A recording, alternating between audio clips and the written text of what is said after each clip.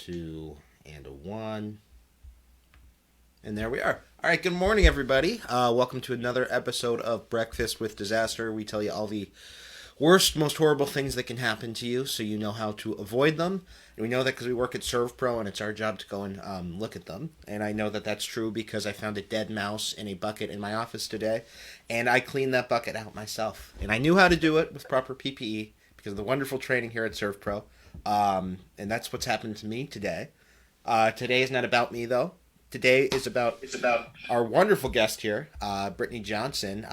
Brittany, do you want to introduce yourself? You want me to do an introduction? Brittany's great. Brittany was one of the first people I ever called at SERVPRO to help me figure out what the heck is going on over here. She's continued to be a mentor and a wealth of knowledge. Tell us a little bit about yourself, Brittany. Who are you? Sure. So I am Brittany Johnson. I am a second generation owner of ServPro in Orange County, New York. My parents started our franchises 37 years ago now, and my sister and I joined the ownership team back in 2021. So the two of us pretty much run the day to day every day, and I handle a lot of the marketing side of things and also all the financials of the business. Fun. Love a family-owned business. Same. Good morning to Lisa, Jackie, Lynn, everybody hopping on.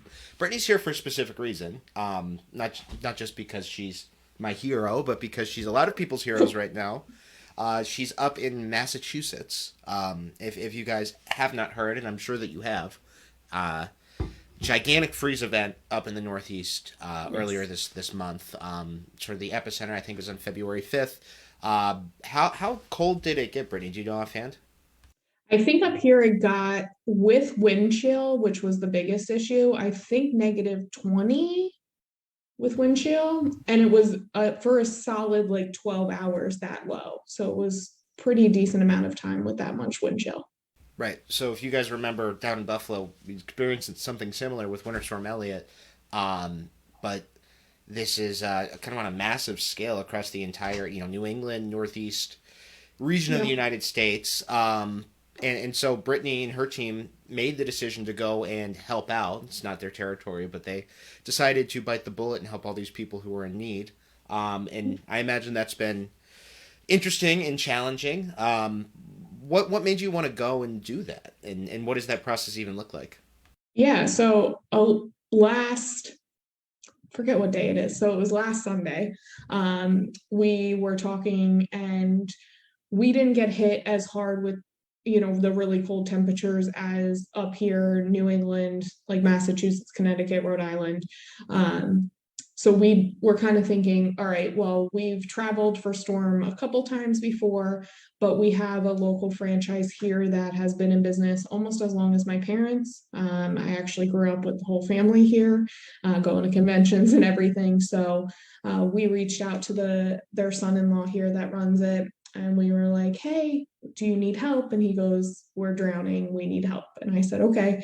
So what we decided then was by the next morning, made sure that we had all of our customers taken care of at our office and had a conversation with my team, all my technicians. I have 18 technicians right now at my office in Orange County, and we sat down with them and said, "Hey, a local ServPro second generation owners up in Haverhill, Massachusetts need help. Who would be interested in traveling there for probably a week or two to be able to help out customers up there?" I had 10 technicians offer to go, which was awesome. They were super excited and really wanted to go and help more people. We decided on six of them, and I called Pat Levine here at Serpro Haverhill and said, "Hey, we're coming." And he said, "Great, I'll start sending you leads."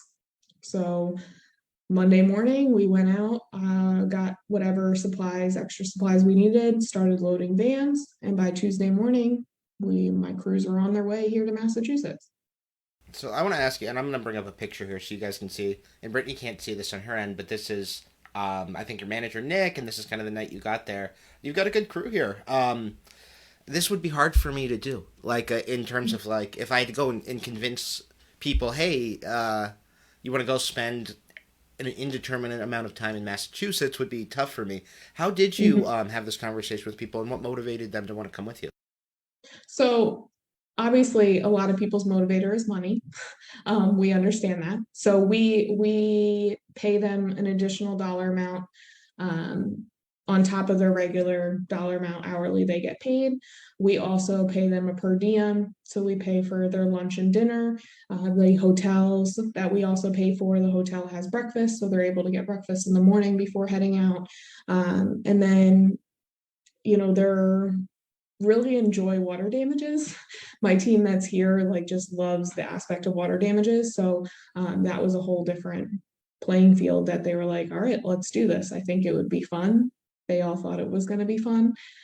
We made it very clear that this was not vacation. They weren't going to be going and partying in Boston or hanging out. Like we are working 12 to 14-hour days. And that's what it's been. So we're all a little tired at this point, but it's really, that's what happens in storm. And I think that's you kind of have to have. I know, like you said, money's a motivator, but you kind of have to have that passion for what you do to be able to do it for 14 days or 14 hours a day for X amount of time. Mm-hmm. You have to be able to get some sort of joy out of it. So it's nice to hear that your team has been finding interesting problems to solve at the very least. I think you sent Yeah. this is a picture that I had also pulled off of your LinkedIn, I believe. Just an example of kind of what you're dealing with. This is a house with all the blown in insulation kind of creeping down. This is a Mm-hmm. pretty common sight for you guys. Yeah, so we run into blown in a lot in our area as well. This is the first house we ran into here that had it. There's a lot of older homes here. This is more of a newer condo, actually right on the beach in Salisbury, Mass. And we got there, and the entire ceiling had to come down. So it's not just like 6 inches of blown in; it's about 12 inches of blown in insulation, and it's the entire ceiling of the main floor of the condo. So we're lucky enough, SERVPRO Behavioral here has it's actually called a blown-in insulation vacuum. So it makes the process a lot quicker, cleaner, efficient, everything involved in that. So we came here this morning and loaded up their machine here so that we were able to help get that out a lot quicker and move on to the other wet areas, flooring and everything else we had to do there. Yeah. Yes. Mhm.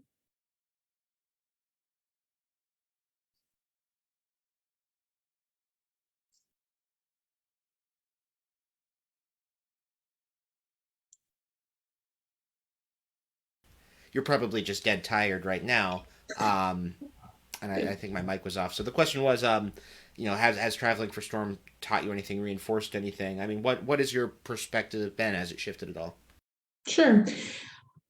I love to help people. I think all of us in this industry are in this industry to help people. So having to be up here and meeting new people and them realizing you traveled all the way up here just to help us, it's just such a rewarding spot.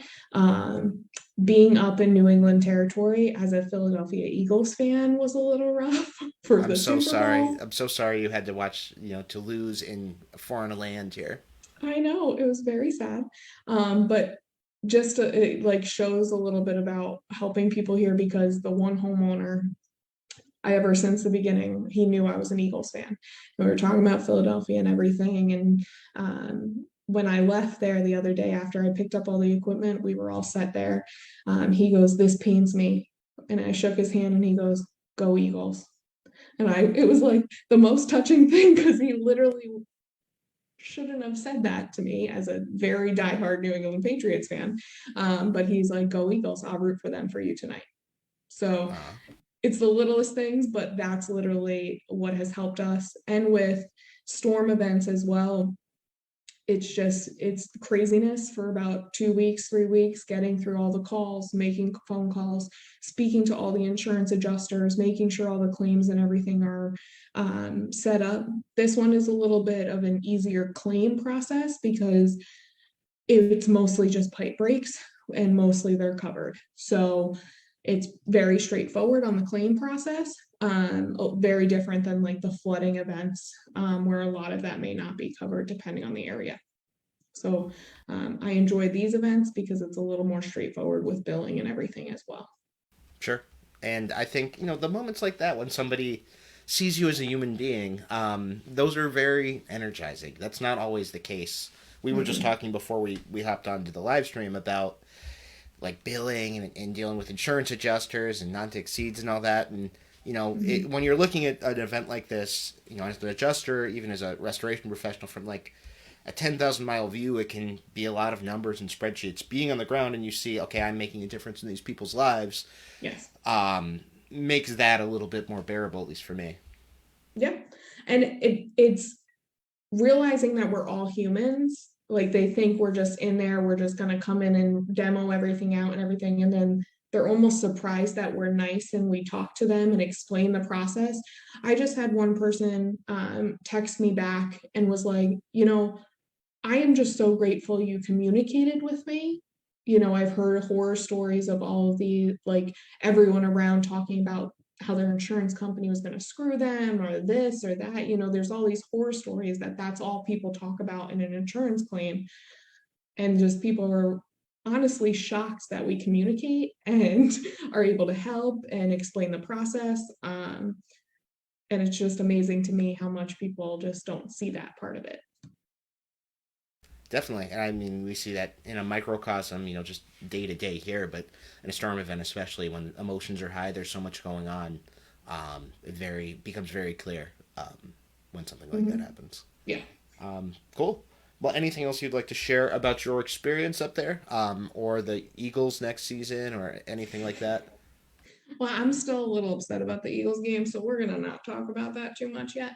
But yeah, so with storm events, if there's people watching that are with SERVPRO or anything like that, I always like to be the person where if you have any questions on how we handle it and how we run it, what to bring, really creating lists, making sure you have inventory of all your items that you're bringing with you as well, and just a constant level of documentation and communication.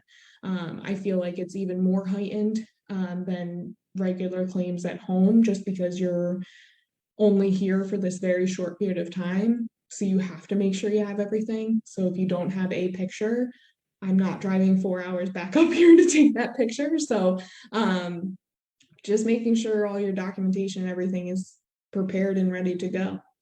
That's really a lot of what we've been dealing with here. Sure. Yeah, that I would not want to have to take that like front of house picture next week. No. Great. Well, I mean this has been very informative, especially for me. It's nice to be part of this team, Mhm. this big green army that gets to go out and do work like this and help people, and help Right. them to just like get through this process, which just getting to the other side of it for some people can just feel so overwhelming. So good on you. Yeah, Thank you of for going out there. Thank you for being here today, despite all the course. craziness. Um, Yeah. We the other thing with here is that Storm Team is also activated here. So that all of different people from all over the country is here right now. So I've seen trucks from Kentucky, Alabama, Georgia, all over the place. So they're also here. We just chose to go, it's called double capacity. We chose to work directly with a local franchise here to help them with a portion of their leads. And I'm literally working out of their office right now. So working with them, building relationships with other surf pros is very helpful. Dan, I think before you were in there, we went double capacity with your franchise as well. I think it was back in 2016, 2017. I remember driving up to Buffalo on Christmas. So those I love to build relationships with the locals and other franchises that we can come and help. And of course, second generation, got to all stick together. yes, ma'am. Um, awesome. Well, I think that's great. Again, thank you. I'm gonna go to the prize portion of our broadcast today. Awesome. So, folks who are watching, if you don't know what I'm about to do, every single Breakfast with Disaster, we draw a prize for people in our Surf Pro Mug Club. If you're not in the Mug Club, don't know what you're doing, don't know why you're watching, thank you for hanging out. Let me know. I'll get you a mug. It's very easy to join. Um, I'm going to pop a prize wheel up. Brittany, you cannot see this prize wheel. It is covering my face. So what I'm going to do is spin the wheel. It'll come up with a number. We'll be able to bring up whoever's mug that is. And if you're watching, you get a double prize if your number is called. The only way for me to know that you are here is if you leave me a comment, say, hi, Brittany, good job in Massachusetts, go Eagles. If you want to wound her in some way, you can say, go Chiefs, I guess. I don't know why you would do that, but, I just need to know you're here. You can say whatever you want. So do that, and let's spin this wheel. And we're going. And we're going. What are we going to end up with? 417. That is going to be... All right, I'm going to say this, and then you can pretend that you know who this person is, Brittany. Barbara over at Charles P. Faso Insurance. So... Brittany, very proud. So, Barbara, if you were watching, make sure that you comment so that I know. And if you're not watching, you have missed your chance for a double prize, and I'm so sorry. We will see you guys next week. Again, Tuesdays at 10 a.m. for another edition of Breakfast with Disaster. We're going to talk about all sorts of exciting and horrible things to educate you and help you to prepare. Thank you for being here, Brittany. And Thank you. Go Bills. Go Bills.